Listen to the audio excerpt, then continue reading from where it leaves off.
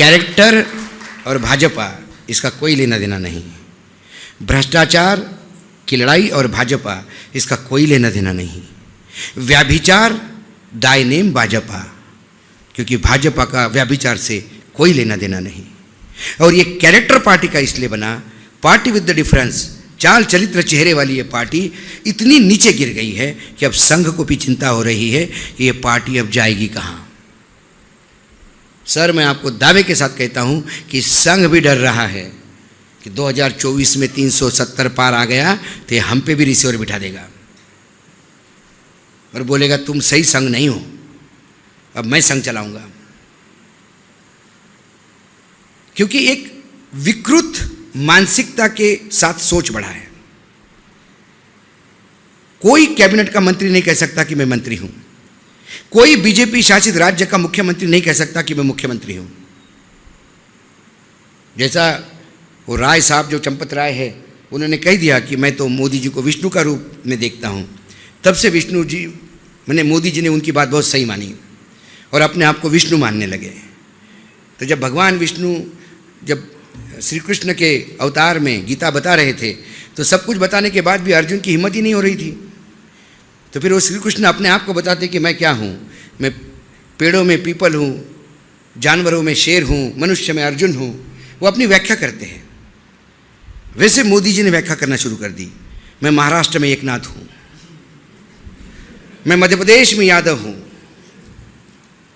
मैं राजस्थान में शर्मा हूँ, मैं डिफेंस मिनिस्ट्री में राजनाथ हूं, मैं हूं। एक जगह नहीं बोल पा रहे हैं, वो है गृह मंत्रालय।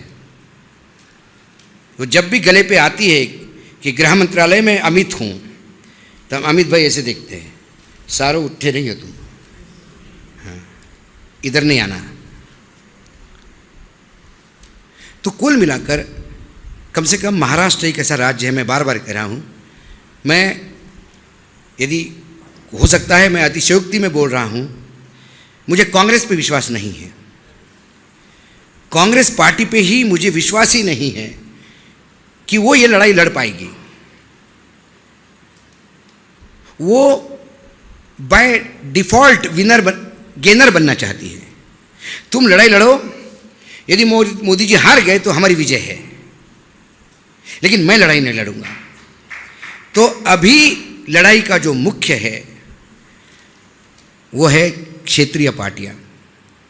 मुझे ममता बनर्जी से बहुत आशा है, मुझे अखिलेश से आशा है, मुझे तेजस्वी से आशा है, मुझे उद्धव से आशा है, शरद पवार से, स्टैलिन से, इन लोगों से आशा है कि ये कम से कम अपने, और महाराष्ट्र 48 सीटों का प्रदेश है, मैं बता रहा हूं आपको, महाराष्ट्र 2024 तय करेगा। मैं बार बार बोल रहा हूं, महाराष्ट्र में यदि 30 सीटों का गड्ढा हो गया तो आपने लड़ाई जीत ली। और जो 30 सीटों का गड्ढा करने के लिए आपको किसी के भरोसे नहीं रहना है, क्योंकि जब जयप्रकाश नारायण की हुंकार हुई थी, वो तो हम किताबों में पढ़ते हैं, आर्टिकल्स पढ़ता हूं, मैं तो छोटा था, दादा तो थे तब, दादा ने तो वो लड़ाई लड़ी है। तब कोई राजनीतिक दल या राजनीतिक नेता ने लड़ाई लड़ी नहीं थी, जनता रास्ते पे आ गई थी। क्योंकि जब संसद आवारा होती है तो जनता रास्ते पे उतरती है। अब संसद आवारा हो चुकी है। जिस संसद में विरोधियों को बोलने नहीं जाता, निष्कासन का रास्ता अपनाया जाता है, जिस संसद में बिना चर्चा किए बिल पास होते हैं, जिस संसद में रिकॉर्ड पे झूठ बोला जाता है और झूठ परोसा जाता है, उसे आवारा नहीं कहेंगे तो क्या कहेंगे? जहां स्पीकर बंधुआ मजदूर बनता है सत्ता का, जहां राष्ट्रपति मौन धारण करके बैठती है, ना कोई दिखती है उनको, ना कोई सुनाई देता है, ना कोई बोलने के लिए तैयार है। जब मणिपुर जल रहा था तो एक दिन मुझे फ़ोन आया रात को 9 साढ़े 9 बजे, संडे का दिन था, ड्राइवर नहीं था, मैं गाड़ी चला रहा था, फ़ोन बार बार बज रहा था। तो मुझे लगा पता नहीं कौन रात को 9 बजे इतना क्यों बार बार फ़ोन कर रहा। तो मैंने गाड़ी साइड को लगा के इरिटेट होते मुझे बोला हेलो, बोले अशोक, बोले कौन? महिला का आवाज़ था। बोले अनुसुईया। मतलब कौन अनुसुईया? अनुसुईया तुम्हारी बड़ी दीदी अनुसुईया उइके बोल रही हूँ, मणिपुर गवर्नर। मतलब अरे क्योंकि जब कंबाइन मध्य प्रदेश था तब से हम जानते थे उनको, हमारी पत्रकारिता और उनकी राजनीति साथ में शुरू हुई।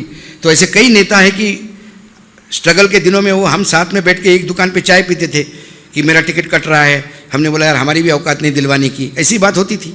इसके एक बार मिल को देखो दीदी, इसको मिल के देखो, तो वो संबंध थे। बोले अशोक दिल हल्का करना है, तुझसे बात करनी है। मैंने बोलो न दीदी क्या हुआ? तो उसने जो मणिपुर का वृत्तांत बताया मैं आपको बयान नहीं कर सकता। और जब बता रही थी तो फूट फूट के रो रही थी। मैंने बोला दीदी आप गवर्नर हो, ऐसा रो मत। बोले बेडरूम में बैठ के बैठी हूँ बेटा, तुझसे ही दिल हल्का कर सकती हूँ। जो रिपोर्ट हो रहा है उसके 1000 गुना चीज़ें हुई है। बोले आप समझ सकते हो क्या हुआ मणिपुर का। और ये इसको नराधम नहीं कहूँ तो क्या कहूँ, शब्द नहीं है मेरे पास। मैं भी एक इंसान हूँ, मैं भी मेरे देश के प्रधानमंत्री की इज्जत करता हूँ, लेकिन यदि वो काम करे तो रावण को रावण नहीं कहूँ तो क्या कहूँ, नराधम को नराधम नहीं कहूँ तो क्या कहूँ। बंगाल में यदि एक कोई कांड हो जाता है तो उस कांड के लिए प्रधानमंत्री बंगाल में जाके उन महिलाओं से मिलते हैं। बंगाल में जो हुआ उसको मैं सही नहीं मानता, बिल्कुल गलत है। प्रधानमंत्री गए, जाना चाहिए। प्रधानमंत्री ने उन महिलाओं से बात की, लेकिन मेरे प्रधानमंत्री को साफ सूंघ जाता है क्या? जब मणिपुर में महिलाओं का होता है तो ये एक शब्द बोलने के लिए तैयार नहीं है, मणिपुर जाने को तैयार नहीं है। तब वो मणिपुर की बेटियां उनका परिवार नहीं है। जब खिलाड़ी हमारी कुश्ती की अपनी इज्जत लूट चुकी है, इसकी गुहार लगाने के लिए एफआईआर दर्ज करना चाहती थी। एफआईआर दर्ज करने के लिए यदि सर्वोच्च न्यायालय का साथ लेना पड़े तो इससे ज्यादा दुर्गति इस देश में महिलाओं की हो नहीं सकती। किस महिला सशक्तिकरण की बात करते हैं आप? किस आधी आबादी की बात करते हैं आप?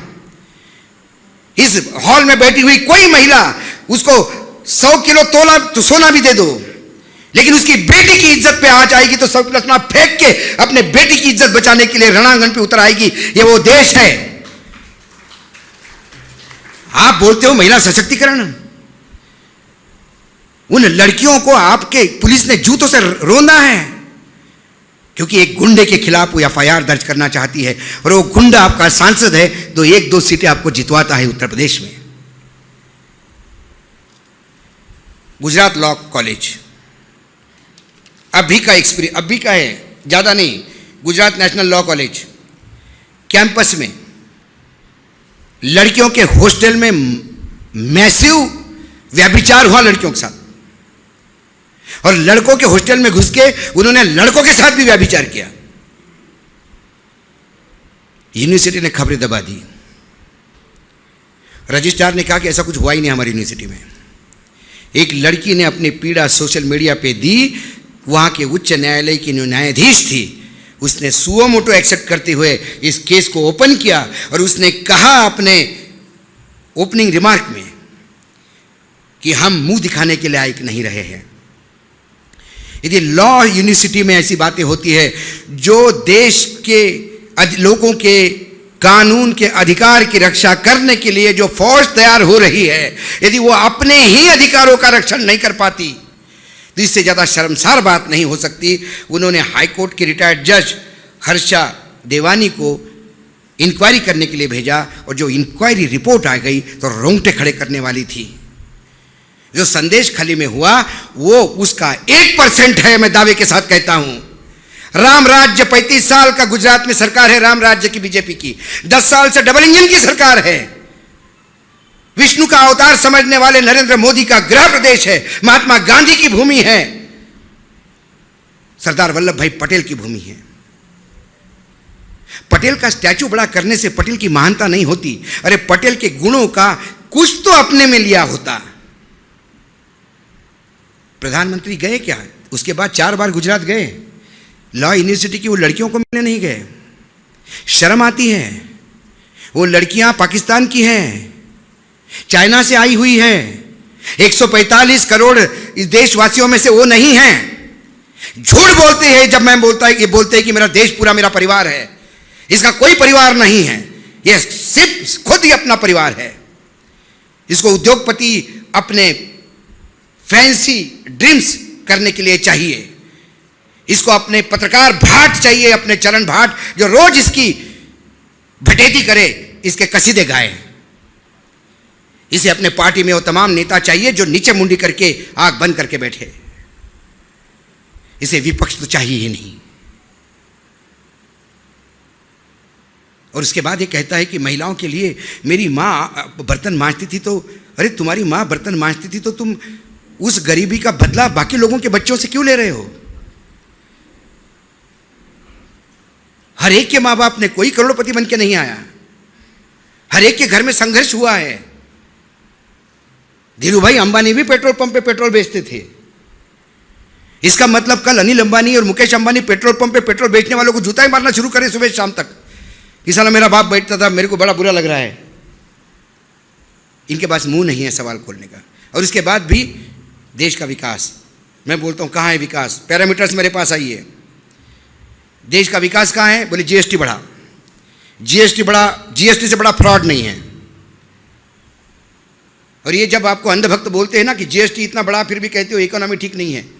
जीएसटी कैसा बढ़ा? फरवरी का जीएसटी बताता हूं। अभी अब हम मार्च में हैं, फरवरी का जीएसटी बताता हूं।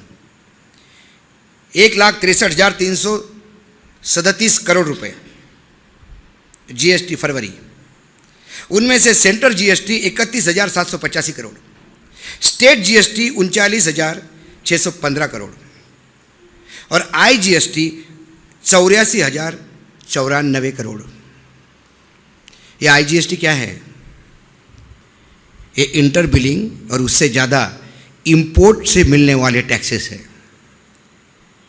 यदि टोटल जीएसटी में सेंट्रल जीएसटी और स्टेट जीएसटी से भी ज़्यादा इंपोर्ट पे टैक्स लगा के और सेस लगा के यदि आप पैसा कमाते हो तो ये देश नीचे जाना तय है। क्योंकि जो देश इंपोर्ट पे टैक्स लगा के अपनी ड्यूटी कमाता है वो अपने देश को बर्बादी के कगार पे ले जा रहा है। क्योंकि हमारे देश में इंपोर्ट ज़्यादा, एक्सपोर्ट कम और 200 अरब डॉलर का घाटा है। कहाँ जाएंगे हम? जब ये आंकड़े कहते तो बोलते नहीं इंपोर्ट अभी नेसेसरी है, बाद में हम कवर करेंगे। अरे 10 साल से यही बोल रहे हो। पहले बोल रहे थे मुझे उनको 60 साल दिए, मुझे 60 महीने चाहिए, 60 महीने दिए। फिर आपने कहा 5 साल और चाहिए, 5 साल और दे दिए। हर बार आपको हम समय देते हैं और हर बार आप एक नीचांक गांठते हो और फिर झूठ बोलते हो कि हमने देश बहुत प्रगतिशील है, मंगलयान भेजा, रामलला आ गए हैं। अरे बाबा रामलला आ गए तो आ गए, आगे क्या? रामलला के लिए तो लोग डोनेशन दे रहे हैं, वो तो 56 भोग खाएगा। लेकिन रामलला के वहाँ जो दिए लगते हैं, 85 लाख दिए और 80 लाख दिए और 90 लाख दिए का जो Guinness book of world record बनाते हो, वो दिया बुझने के बाद उस दिए से तेल लेने के लिए छोटी छोटी बच्चियां पुलिस के डंडे खाती है। शर्म आनी चाहिए, शर्म आनी चाहिए। राम के मंदिर में जाने के पहले मेरा राम उस मंदिर में है ही नहीं यदि मेरे छोटी बच्चियां वहां पुलिस के डंडे खा रही हैं। मेरा राम वहां नहीं हो सकता। मेरा राम तो शबरी के बेर खाता है, मेरा राम केवट की धन्यवाद देता है। मेरा राम रईस को चोचले नहीं पालता। सर्वोच्च न्यायालय ने जब बॉन्ड पे बात करी तो प्रधानमंत्री कह गए कि सुदामा आता है श्री कृष्ण को मिलने और पोटली में से कुछ निकाल के देता है तो सर्वोच्च न्यायालय को तकलीफ है। अरे भाई क्या सुदामा है तुम्हारे? ये कौन से चावल ला रहे हैं? क्या डायमंड के बना के ला रहे हैं क्या? एक एक चावल 1400 करोड़ रुपए, 500 करोड़ रुपए। और यदि ऐसे सुदामा इस देश में हैं तो फिर हमारी और अपनी जगह कहाँ है दादा? ढूंढे आध्यात्म में ढूंढो को सुदामा से भी गरीब कोई था क्या? क्योंकि हमें यही मालूम था कि सुदामा सबसे गरीब ब्राह्मण था। यदि सबसे गरीब ब्राह्मण अब्जोपति है तो फिर मैं और आप कहाँ, मतलब हमारी जगह कहाँ है? हम पाताल में जाएं? बेशरम, सब बेच के खाया है। और ये वस्तु स्थिति आपको बतानी है लोगों के सामने, ये चीजें सामने लानी होगी। ऐसा नहीं कि यहाँ आके भाषण दे के, मतलब कीड़ा नहीं है भाषण देने का, ये मेरा प्रोफेशन ही नहीं है। मैं भाषण देने वाला नहीं हूँ। हम 10-10 मिनट पे 5-5 मिनट के प्रोग्राम करने वाले लोग हैं, 1 घंटा बोलने की बात नहीं है। लेकिन लगता है कि जब फेल सब हो गए तो किसी ना किसी को तो गांडी उठाना होगा। तुनीर पे तो बाण चढ़ाने होंगे, बाण तो चलाने होंगे। भले ही अकेला चले, साथ में लोग आते हैं, मिलते हैं, सुनने वाले लोग भी हैं और मेरे जैसे बोलने वाले लोग भी हैं, लेकिन सुनने वालों की तादाद कम है। हो सकता है डर के नहीं सुनते होंगे, हो सकता है कि एक अदृश्य मनमोहन देसाई की पिक्चर के सपने में रहना चाहते हो, इसलिए सच्चाई देखना नहीं चाहते। लेकिन आप सच्चाई से कब तक भागते फिरोगे? ये आपके सामने भूत आके खड़ा हो जाएगा। मैं बार बार बोलता हूँ, हमने तो ज़िंदगी जी ली है, हम चले जाएंगे तो आने वाले श्राद्ध के दिन हमारे पोते हमारे फोटो को जूते से नहीं मारे, इसीलिए ये करना पड़ रहा है। कोई कौवे का इंतज़ार नहीं करेगा, कोई घास नहीं डालेगा, मैं बता रहा हूँ आपको, क्योंकि तब तक आप जिंदगी नरक बना चुके होंगे इस देश में। मैं ये नहीं कहता हूँ कि कोई राजनीतिक दल ठीक है, लेकिन ऐसे मर्द को चुनाव जिताइए कि जो आंखों में आके डाल के पूछे कि ये गलत है या सही है, बता। वहाँ जाके पूछ हिलाते हुए होयबा होयबा बोलने वाले लोग नहीं चाहिए।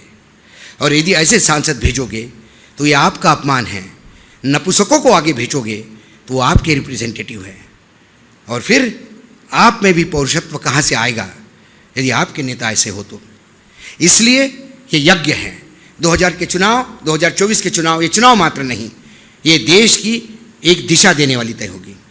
और यदि ये देश उस गर्त में चला जाएगा तो फिर 100 साल लड़ाई लड़नी पड़ेगी। मैं बता रहा हूँ आपको, 100 साल लड़ाई लड़ने के बाद आपको फिर एक नए सूरज के इंतज़ार करना पड़ेगा। लेकिन क्या भारत भूमि पे 100 साल का कोई अभिशाप है? मुगल आ गए 100 साल चले गए, अंग्रेज़ आ गए 100 साल चलेंगे, और ये फैसिस्ट लोग आएंगे, धर्मांध लोग आएंगे और ये 100 साल राज करेंगे। देश बचेगा नहीं। ये देश को बचाना है। हमने और आपने क्या खोया होगा, लेकिन जिन लोगों ने खोया वो ऊपर बैठे हैं। एक दिन हमको भी ऊपर जाना है, जवाब तो देना है। वहाँ कम से कम नज़र में नज़र तो मिला सकते हैं कि हाँ, हमने जितना हो सका उतना तो किया, बाकी सब जाने। इसीलिए मैं धन्यवाद देता हूँ दादा को। दादा ने कहा, मैं आज पढ़ रहा था, बहुत बढ़िया, एक बहुत बड़े सटायरिस्ट थे, व्यंग्यकार, हरिशंकर परसाई, मध्य प्रदेश में बहुत ज़बरदस्त व्यंग्यकार। तो मेरा सौभाग्य रहा कि मैंने उनको आमने सामने देखा है, ब्लड फ्लैश में। मैंने उनका इंटरव्यू किया है और बहुत जिंदा दिल इंसान थे, लेकिन वो अंतिम दिनों में थे। उनके 6 महीने बाद उनका देहांत ही हो गया, तो मैं उतना ही सौभाग्यशाली समझता हूँ। तो उन्होंने कुछ लाइनें लिखी हैं। चंदा मांगने वाला और चंदा देने वाला एक दूसरे की शरीर की गंध बाखूबी पहचानते हैं। लेने वाला गंध से जान लेता है ये देगा या नहीं, और देने वाला भी मांगने वाले शरीर की गंध समझ लेता है कि यह बिना लिए टल जाएगा या नहीं। ये हरिशंकर परसाई ने तब लिखा था जब उन्हें नरेंद्र मोदी नाम के कैरेक्टर के बारे में जानकारी नहीं थी।